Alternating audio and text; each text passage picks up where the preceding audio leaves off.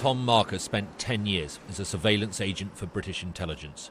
Tom isn't his real name, we're not allowed to show his face, and this interview has been authorised by MI5.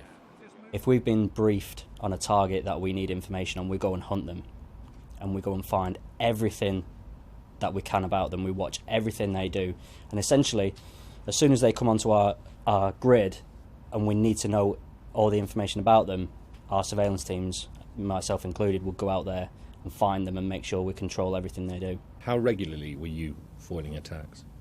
All the time. All the time. And to foil attack, it doesn't have to just go weekly, monthly? Sometimes daily. On one operation, Tom was nearly kidnapped by the terrorists he was tracking.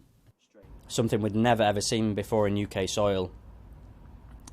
And it came very, very close to them bundling me into a van and taking me to an address that we later searched with Special Branch, where they found, plastic sheeting on the ground and a video camera and the flag and the butcher's knives, and it was really down to the wire.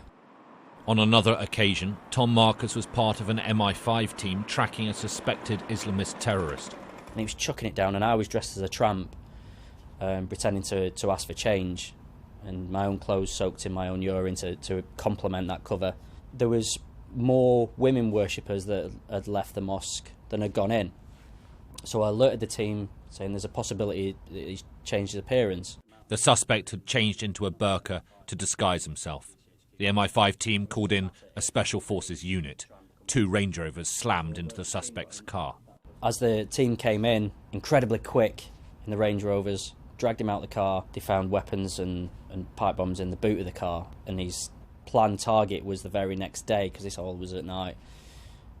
It was the very next day to be waiting for a couple of coach full of children returning from a trip to France, and he was going to kill them, the teachers and the parents.